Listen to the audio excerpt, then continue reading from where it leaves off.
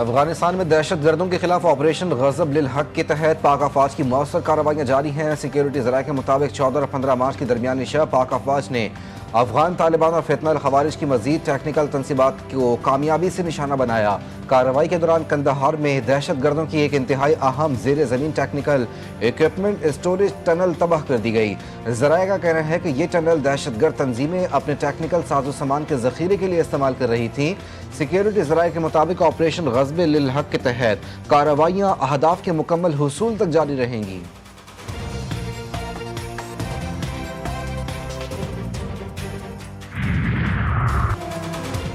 بھارت افغانستان کی سرزمین کو دہشت گردوں کی سرپرستی کے لیے استعمال کر رہا ہے۔ فتنہ الخوارج اور فتنہ الہندوستان کو بھارتی فنڈنگ کی شواہد موجود ہیں۔ ترجمان دفتر خارجہ کا بھارت کے حالیہ بیان پر سخت رد عمل۔ الزامات مضحکہ خیز اور منافقانہ قرار۔ پاکستان کے افغانستان میں دہشت گردوں کے ٹھکانوں کے خلاف کارروائیاں قانونی اور دفاع کے حق کے تحت ہیں۔ دہشت گرد نیٹ ورکس کی تباہی پر بھارت کی مایوسی قابل فہم ہے۔ مقبوضہ کشمیر میں مظالم کرنے والا بھارت افغانستان میں بھی گڑبڑ میں ملوث ہے۔ کسی نہ کسی طرح جلد ہی آبنائے ہرمز کو کھول کر اسے محفوظ اور آزاد کروا لیں گے۔ امریکی صدر ڈونلڈ ٹرمپ کا دعویٰ، کہا آبنائے ہرمز کو بند کرنے کی کسی بھی کوشش کو وہ ناکام بنانے کے لیے امریکہ اپنے اتحادی ممالک کے ساتھ مل کر کارروائی کرے گا۔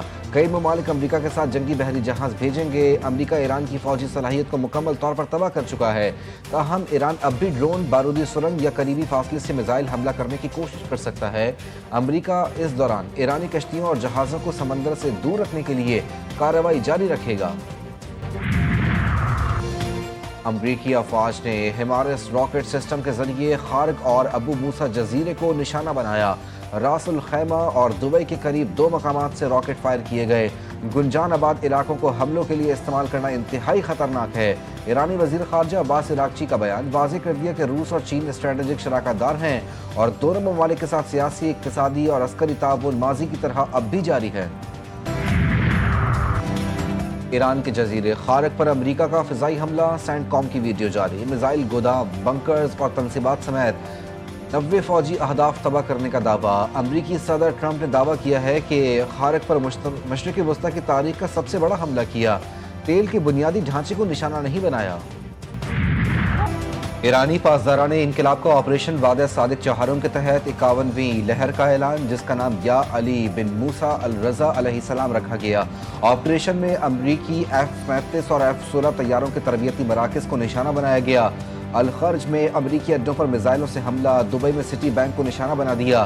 فجیرہ بندرگاہ میں مشرق وسطیٰ کے تیل ذخیرہ کرنے کے سب سے بڑے ڈپوز پر ڈرون حملہ، خوفناک آگ بھڑک اٹھی۔ ابوظہبی کے الپترا، کویت کے العدیدی اور بحرین کے شیخ عیسیٰ بیس پر میزائل حملے۔ پیٹریوٹ ریڈار سسٹم، طیارے اور ہوائی جہاز کے ایندھن ذخیرہ کرنے والے ٹینکوں کو نشانہ بنا دیا۔ بغداد میں امریکی سفارت خانے کے ہیلی کاپٹر پر ڈرون حملہ، سفارت خانے کی فضائی نگرانی کے لیے استعمال ہونے والا ایئر ڈیفنس سسٹم کا ریڈار تباہ۔ اسرائیل کے مقبوضہ علاقوں کے لیے گلیلی، گولان اور حیفا کے اہم فوجی مقامات پر بھی حملے۔ اسرائیلی فوج کے ناردرن کمانڈ کے انفراسٹرکچر کو شدید نقصان پہنچا۔ امریکی فوجی تنصیبات کو بھی نشانہ بنایا گیا۔ پاسداران انقلاب کے مطابق ایرانی بینکوں پر حملوں کے جواب میں ایرانی فوج نے عرب امارات میں امریکی ٹھکانے جائز ہدف قرار دے دیے۔ خاتم الانبیاء سینٹرل ہیڈ کوارٹرز کے ترجمان ابراہیم ذوالفقاری نے کہا کہ ان بندرگاہوں کو نشانہ بنانے کا حق رکھتے ہیں جہاں امریکی میزائل موجود ہیں۔ اپنی قومی خود مختاری اور سرزمین کا دفاع قانونی حق ہے۔ شہریوں کو دبئی میں جبل علی بندرگاہ، ابوظہبی کی خلیفہ بندرگاہ اور فجیرہ بندرگاہ کے اطراف کے علاقوں کو فوری طور پر خالی کرنے کی ہدایت۔ امریکی اڈے مشرق وسطیٰ کی سیکیورٹی کے لیے خطرہ ہیں۔ یہ جنگ ایک بات واضح کر چکی ہے کہ ہمارے خطے میں موجود امریکی اڈے کسی کی حفاظت نہیں کرتے بلکہ خود ایک خطرہ بن چکے ہیں۔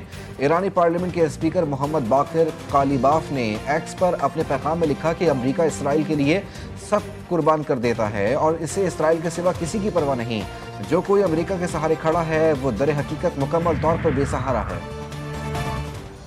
اسرائیل کے ایران کے دارالحکومت تہران سمیت شیراز، اصفہان اور دیگر شہروں پر حملے۔ اعلام، صوبے میں رہائشی عمارت تباہ، 6 ماہ کے بچے سمیت ایک ہی خاندان کے 6 افراد شہید۔ لبنان کے دارالحکومت بیروت کے رہائشی علاقوں پر وحشیانہ حملے، ایک کلینک پر میزائل داغ دیے۔ सैदा में भी हमले, तिब्बी हमले के 12 अरकान समेत 26 लबनानी शहीद, शहदा की तादाद 826 हो गई। इसराइली फौज का जनूबी लबनान में हिजबुल्लाह के हथियारों के ठिकाने को निशाना बनाने का दावा, हिजबुल्लाह के शिमाली इसराइल पर रॉकेट और तोपखाने से हमले। पेट्रोलियम मसनूआत की कीमतों में इस्तेहकाम के लिए पॉलिसी इकदाम पर गौर, हुकूमती बचत से हासिल रकम मौजूदा हालात में अवामी रिलीफ के लिए इस्तेमाल होगी। वज़ीर आज़म की ज़ेर सदारत इजलास, आइंदा 2 माह के लिए काबीना अरकान, वज़रा, मुशीरान और मुआवनीन खुसूसी की तनख्वाहें अवामी फलाह के लिए इस्तेमाल की जाएंगी। वज़रा मुमलिकत, मुशीरान, मुआवनीन खुसूसी और सरकारी अफसरान के बैरून मुल्क दौरों पर मुकम्मल पाबंदी आयद रहेगी। मुल्क में पेट्रोलियम मसनूआत के ज़खायर तसल्ली बख्श करार, तेल की मज़ीद खेप रास्ते में है, ज़खायर मज़ीद मजबूत होंगे। वज़ीर ख़जाना मोहम्मद औरंगज़ेब ने पेट्रोल प्राइसेस मॉनिटरिंग कमेटी इजलास से खिताब करते हुए कहा कि मुल्क में पेट्रोलियम मसनूआत की फरहमी यकीनी बनाना और आवाम पर मुमकिन हद तक बोझ कम रखना हुकूमत की अव्वलीन तरजीह है। हुकूमत तवानाई मार्केट की सूरत हाल पर मुसलसल नजर रखे हुए है। इसराइल के गजा पर हमलों में फिर इजाफा, मुख्तलिफ हमलों में 7 फलस्तीनी शहीद, कई जख्मी। इसराइली ड्रोन ने शुजाइया में एक इज्तिमा को निशाना बनाया जिसमें 3 नौजवान शहीद हुए। खान यूनुस और गजा सिटी में 4 फलस्तीनियों की जान ले ली। दुनिया भर में तेल की कीमतें बेकाबू, स्ट्रेटेजिक ऑयल रिजर्व जारी करने के बावजूद तेल की कीमतें कम ना हो सकें।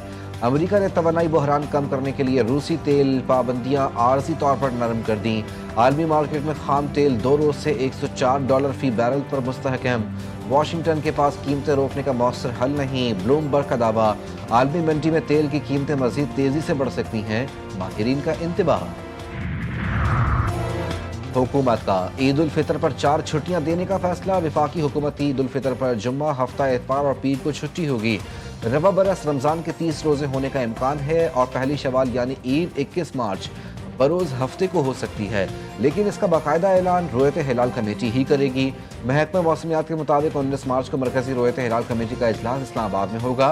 ताहम 19 मार्च को ईद का चांद नजर आना नामुमकिन है। पंजाब पुलिस के दावे धरे के धरे, लाहौर के इलाके डिफेंस ए में बड़ी डकैती, 19 करोड़ रुपए से जायद मालियत का सोना, डायमंड, ज्वेलरी, नकदी और दीगर कीमती सामान लूट लिया गया। मुतासरा शहरी की मुद्दत में दर्ज मुकदमे के मुताबिक सहरी करके घर वापस आए तो डाकुओं ने यरगमाल बना लिया। डाकू 200 तोला सोना, 1.25 करोड़ रुपए मालियत की डायमंड ज्वेलरी, 10 करोड़ रुपए मालियत का कीमती सामान लूट कर फरार हो गए। मकान की दूसरी मंजिल से भी 3 करोड़ मालियत का सोना गायब।